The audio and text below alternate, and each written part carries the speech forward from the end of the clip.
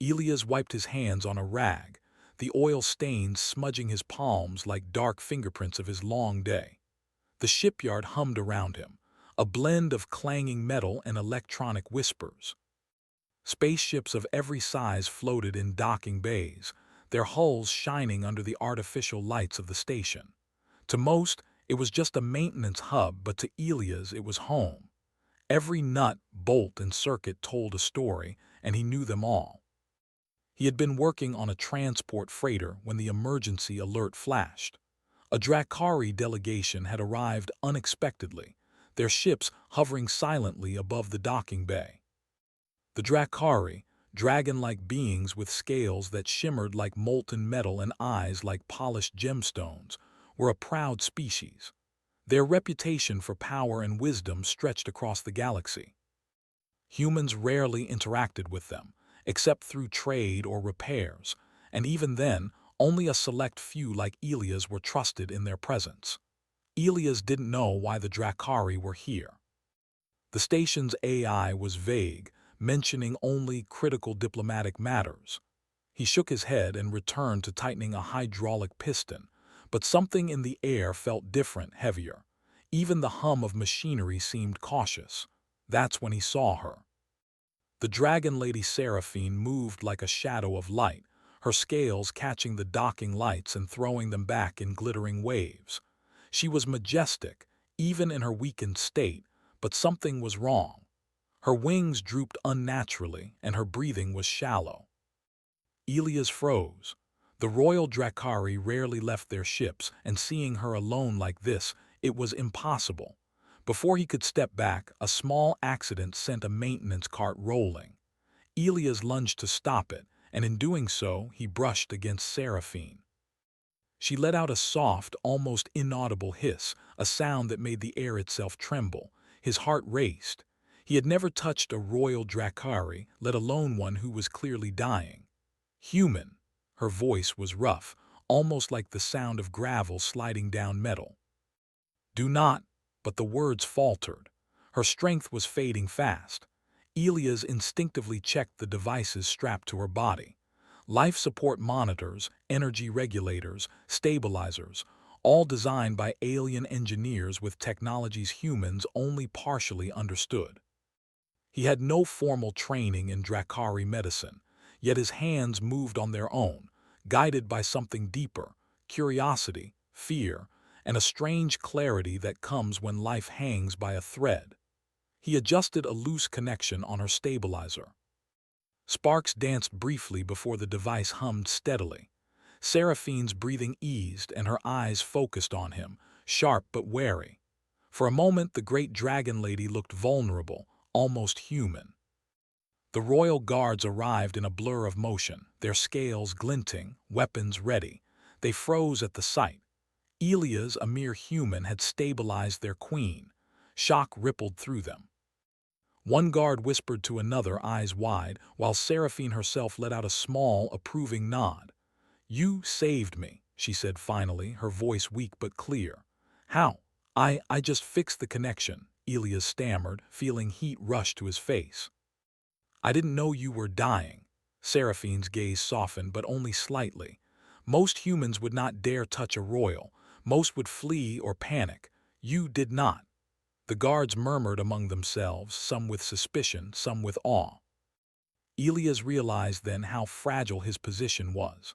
A single misstep could turn this moment from triumph to disaster. The next hours were a blur. Seraphine was moved to a private medical chamber aboard her ship, and Elias was allowed to observe under strict supervision. The alien doctors were meticulous, their fingers delicate despite their size, and their instruments glowed with unfamiliar energy. Elias watched, learning more in those few hours than in years at the station. And yet, he could not stop thinking about her words. Most humans would not dare. Humans were considered weak, fragile, unpredictable. But here he was, a human, saving a being that most thought untouchable. That thought settled in his chest like a flame, warm and defiant. Meanwhile, in the royal council chamber, the Drakari debated his presence. The queen's near death had exposed vulnerabilities in their empire, and the fact that a human had intervened sparked arguments. Some saw it as a threat, fearing humans could manipulate their technology. Others whispered that perhaps humans were more capable than they had imagined. Elias, unaware of the council's debate, spent the day assisting, learning, and cautiously interacting with Seraphine. She spoke little, conserving her energy, but when she did, it was to ask questions about human engineering, human problem-solving. She was curious, impressed even, and that curiosity became a bridge between species. By evening, Elias stood at the observation deck, looking out at the docking bay. Ships came and went, but his mind kept returning to Seraphine. She had looked at him not with fear but with recognition that humans could be resourceful, brave, and unexpectedly precise. The next day brought an urgent alert. A mysterious sabotage had been detected aboard the Drakari city ship. Circuits meant to stabilize energy shields had been tampered with, and the council was in panic. Humans were blamed immediately, an easy scapegoat. Elias, however, knew the sabotage was too sophisticated for any ordinary human, and yet no one asked him to help. But he did not wait. With human ingenuity and instinct, he began analyzing the systems, connecting patterns the Drakari had missed. Hours passed, and slowly the pieces fell into place. A small, overlooked device had been inserted into the energy core. Its design was clever, but Elia's human perspective, grounded in practical mechanics, saw the flaw. He carefully removed it, rerouted the circuits, and tested the shields. The city ship hummed with renewed stability. When the council saw what he had done, shock turned to respect, but also to suspicion. How could a human, considered weak, understand alien technology so well? Seraphine, now recovering steadily, summoned him. Her scales shimmered faintly in the light and her eyes met his with quiet intensity. "You saved more than me," she said. "You may have saved my city. You think like a human but act like a Drakari. That is rare." Elias felt a mix of pride and fear. He had never sought recognition. He had only acted, driven by instinct and curiosity. Yet here he was, changing perceptions of an entire alien species, one careful action at a time. As the night fell over the docking bay, Elias looked at the stars beyond the station. He realized that this was only the beginning. His accidental collision with a dying queen had opened a door, not just into the lives of the Drakari, but into the future of human potential in the galaxy. And for the first time, he understood the weight of what humans could achieve when courage met ingenuity. The city ship of the Drakari floated silently in orbit above a vibrant world, its metallic scales glinting under the light of the nearby star. Within the royal chambers, Queen Seraphine was recovering steadily, her breathing smoother, her movements more confident. But the tension among her advisors and guards was palpable. The near death of their queen had left cracks in the Empire's armor, and the mystery of the sabotage was far from solved. Elias, the human mechanic, had become an unexpected figure in this alien court. Some viewed him with suspicion, others with awe, but all recognized that the human had a talent for seeing what the Drakari could not. He had no formal training in their technology, yet he had stabilized the queen and prevented a potential disaster in the energy grid. Now, whispers of his abilities spread quietly through the halls, and he felt the weight of those eyes on him. The alert sounded again, a warning of a critical systems anomaly. Elias rushed to the control hub, guided by the flashing red panels and urgent signals. The Drakari engineers surrounded him, their long claws dancing over holographic interfaces. They were experts in alien technology, yet the sabotage had confused them. The humans' practical approach, grounded in logic and improvisation, was different from the rigid protocols of the Drakari, and Elias could see a solution they had overlooked. He traced the anomaly to a hidden device embedded deep in the ship's core. It was sleek, almost organic in design, and its energy signature pulsed like a heartbeat. The Dracari engineers frowned. "It is impossible," one muttered. "No one could have inserted this without detection." Elias examined it with careful fingers, feeling its structure and following the flow of energy. "It's designed to bypass the main sensors," he said slowly. "They counted on you to overlook it. But the weakness is here." He pointed to a small vent that allowed energy feedback to escape. "If we reverse the flow, it will shut down without triggering any failsafe." The Dracari exchanged skeptical glances. Humans were not expected to understand their advanced systems, yet here was Elias, calmly explaining how to neutralize a threat they could not see. With a nod from Seraphine, who watched from a secure chamber, the engineers hesitantly followed his instructions. The device hissed as it deactivated, energy dispersing harmlessly into the ship. Silence followed, broken only by the steady hum of the restored systems. The council stared at Elias. "You understand our technology better than some of our own engineers," a senior advisor admitted, voice tinged with disbelief. Elias shrugged. "I just approach problems differently. I look for the simplest solution, not the most complex one." That night the Queen summoned him to her private chambers. Seraphine's scales gleamed faintly, catching the soft light of the room. "You have saved more than my life, Elias," she said quietly. "You have saved my people as well." He shook his head, uncomfortable with the praise. "I was lucky. I just reacted." "No," she said firmly. "You use something humans have in abundance but we often lack: creativity under pressure. You are a reminder that strength is not only measured in scale or firepower." Their conversation was interrupted by an urgent alert. The city ship's sensors had detected an approaching fleet. Alien ships, sleek and menacing, were closing in at high speed. The council immediately convened. The invaders were unknown, their motives unclear, but their arrival could not be ignored.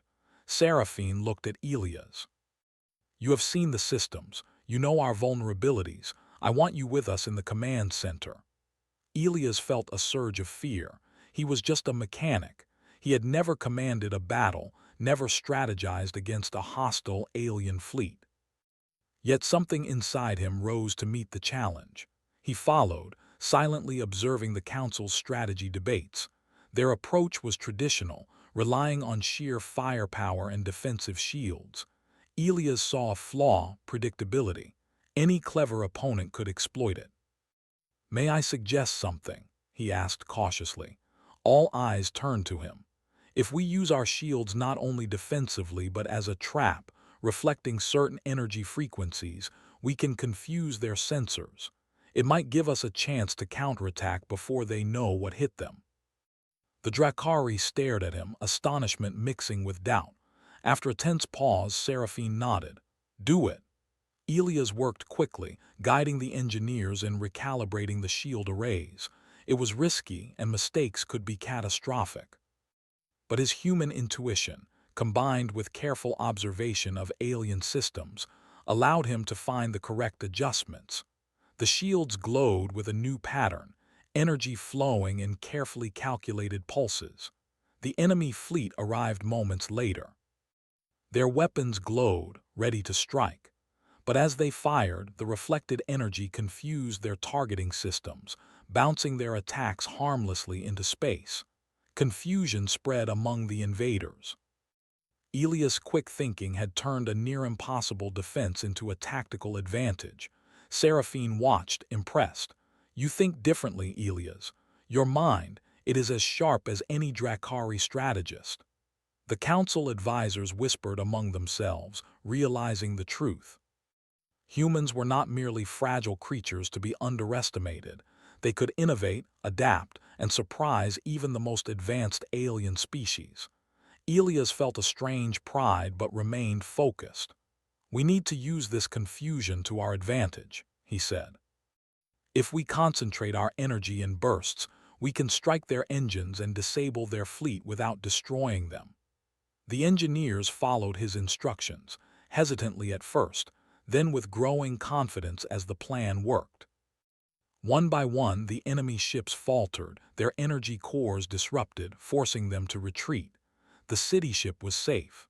As the last of the invaders fled, Seraphine approached Elias. "You have done what many Dracari thought impossible. You have protected us all." Elias shook his head. "I didn't do it alone. Your people followed my instructions. They acted. I just guided them." "Guided them," she repeated, a small smile forming on her scaled lips. "Humans have a way of seeing solutions others cannot. You are a testament to that. Perhaps we have been too quick to dismiss your kind." The council convened again, this time with Elias present. Discussions about human potential filled the chamber. Some members were reluctant, clinging to old prejudices. Others were convinced. Humans could be valuable allies, not just fragile bystanders. In the following days, Elias continued to work closely with Seraphine and the engineers. He taught small improvements in maintenance, offering practical insights that made systems more resilient. He also learned more about the Dracari, their culture, their technology, and their politics. The bond between human and Drachenlady deepened, founded on mutual respect and recognition of each other's abilities. Yet Elias could sense unease. The sabotage and the attack were not isolated incidents. Someone, or some group, was watching, waiting for another opportunity. The Empire, despite its strength, had vulnerabilities that even humans could exploit. But Elias hoped that humans, when guided by courage and ingenuity, could also protect and strengthen it. One evening, Elias stood on the observation deck, watching the stars glitter against the darkness of space. Seraphine joined him silently. "You have changed how the Empire sees your people," she said softly. "Not everyone will accept it, but the seed has been planted." Elias nodded. "I never wanted recognition, I just wanted to help." "And yet, helping is exactly what humans do best," she replied. "You act when others hesitate. That is why you survive today and why you have earned our trust." As the city ship continued its orbit, calm returned for the moment. But Elias knew the peace was temporary. The galaxy was vast, full of dangers and challenges, and the sabotage hinted at a larger plot. Humans had proved themselves capable of brilliance and courage, but the next trial would demand more than quick thinking. It would demand strategy, endurance, and unity. And Elias, the humble mechanic, understood that he was no longer just a bystander. The fate of the Dracari Empire, and perhaps the perception of humanity itself, might rest on his shoulders. The galaxy had grown restless. Despite the human mechanic's clever actions, a larger threat loomed over the Dracari Empire. Reports came in from distant systems. A coalition of warlike aliens, long believed to be disorganized raiders, had united. Their goal was clear: exploit the weakened Dracari Empire after the Queen's near-fatal incident. Elias stood in the command center, heart racing. The Dracari engineers and advisors worked frantically, preparing defenses, analyzing fleet data, and debating strategies. He had already proven humans could offer unique solutions, but this challenge was unprecedented. The enemy fleet was vast, their technology strange and adaptive. Seraphine approached him, her wings folding gently behind her. "Elias," she said, her voice steady, "I trust you. The Empire depends on every mind capable of thinking beyond tradition. You are one of those minds." Elias swallowed. I'll do my best."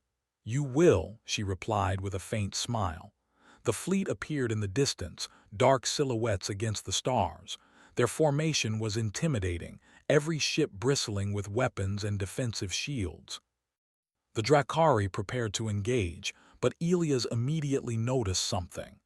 "They expect a direct attack," he said, pointing to the holographic display. "They are calculating our shields and fleet positions based on conventional tactics. If we act predictably, we'll lose." A senior council member frowned. "And what do you suggest, human? Our strategies have been refined over centuries." Elias took a deep breath. "We need to use our weaknesses as a weapon." Our shields can reflect energy in unpredictable ways, and our smaller ships can move faster than theirs. If we combine surprise with controlled chaos, we can disrupt their formation and force them to retreat." The council murmured in disbelief. Humans were not trained strategists, yet Elias' clarity and logic were undeniable. Seraphine nodded. "We follow your plan." Over the next hours, Elias worked with engineers and pilots, refining the strategy. He organized small, nimble squadrons of human and Dracari ships, coordinating their movements to create openings. The main fleet would draw the enemy's attention while these squadrons struck at weak points. It was risky, but it relied on human adaptability, observation, and quick thinking, traits the Dracari respected more with each passing day. The battle began. The alien fleet fired first, energy beams cutting through the void. Shields flared and shimmered, absorbing much of the impact, but Elias' plan unfolded as designed. Small squadrons darted between larger ships, exploiting gaps, reflecting enemy energy back in confusing patterns. Dracari engineers called out adjustments, and Elias guided them through rapid calculations, his mind racing faster than any AI. The enemy fleet faltered, unable to anticipate the combination of conventional and unconventional tactics. Chaos turned to opportunity. Elias pointed to a cluster of enemy ships. "Target the engines, not the weapons. Disable them, don't destroy them. Keep their fleet alive but immobilized." The pilots followed, executing the plan with precision. One by one, enemy ships lost mobility, drifting uselessly in space. Confusion spread, and the remaining ships began to retreat. The Dracari fleet, guided by human intuition, had turned the tide of battle without unnecessary destruction. Seraphine watched the retreating enemy, her eyes bright with pride. "You have done what no one thought possible," she said. "Humans are extraordinary." Elias felt relief and awe. He had never imagined himself leading a battle, yet here he was, changing the course of an empire's fate. And it wasn't just luck. It was human ingenuity, courage, and the ability to think differently that had made the victory possible. Back aboard the city ship, the council convened to assess the aftermath. Elias was present, but he remained humble. "We acted together," he said. Dracari and humans, it was teamwork, not heroics. A senior advisor shook his head in disbelief. "No human has ever achieved this in our history. You have not only saved the city ship, but also altered the way we view your species." Seraphine stepped forward. "It is true. Humans are not fragile or incapable. They are adaptable, intelligent, and courageous. Elias is proof of what humanity can accomplish when trusted, given responsibility, and allowed to act freely." The council fell silent. Elias realized this moment was historic. The perception of humans had shifted in an empire that spanned countless worlds. They were no longer merely workers or servants. They were partners, thinkers, and heroes. In the days following the battle, Elias continued to work with Dracari engineers. Together, they repaired and improved the city ship, incorporating his ideas for efficiency and resilience. He taught them human methods, simple, practical solutions that often outperformed complex systems. The Dracari were amazed at the results, and Elias' influence grew quietly but steadily. Seraphine, now fully recovered, invited him to a private ceremony. The royal chamber was filled with soft lights, banners shimmering, and the hum of protective energy fields. She addressed the court, her voice echoing with authority. "Today, we acknowledge the courage, intelligence, and adaptability of humanity.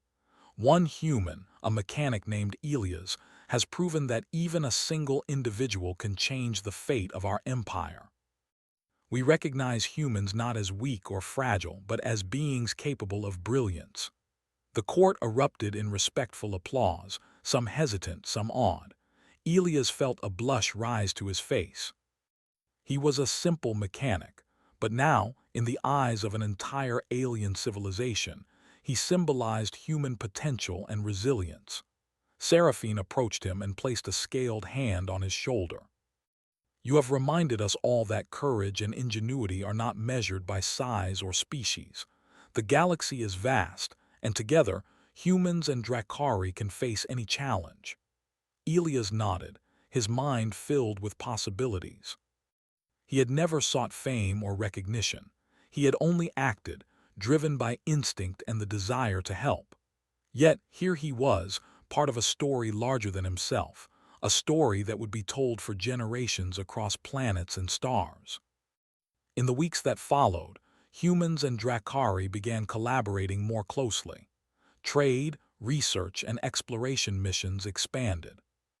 Humans contributed practical solutions, adaptable strategies, and fresh perspectives, while the Dracari offered knowledge, advanced technology, and protection.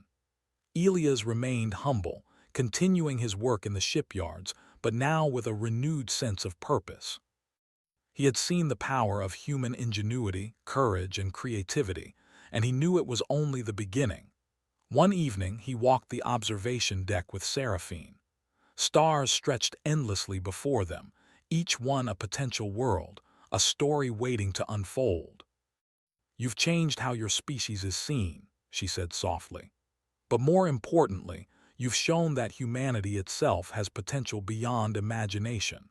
You remind us that even the smallest actions, when guided by courage and intelligence, can alter the course of history." Elias smiled. "I didn't do it alone. Humans, Dracari, we all acted together, but yes, it feels incredible to know we made a difference." Seraphine's eyes glimmered. "It is a lesson for all of us. Strength is not only in scales or firepower, but in ingenuity, compassion, and the courage to act when others hesitate. Humanity embodies that." As the stars shimmered above, Elias felt a profound sense of belonging. He was a human mechanic, simple and unassuming, yet he had played a part in changing the galaxy's perception of his species. The HFY truth was clear. Humans, with courage and intelligence, could rise above expectations, alter destinies, and earn their place among the stars. And so, the mechanic who had once collided by accident with a dying Drachenlady became a symbol of hope, ingenuity, and the unyielding spirit of humanity. His story would be remembered across worlds, a testament to what one human could achieve, and a promise that the galaxy was just beginning to witness the true potential of humanity. The stars stretched on endlessly, and Elias, standing beside Seraphine, understood that the future of humans in the galaxy was only beginning, filled with challenges, discoveries, and victories yet to come.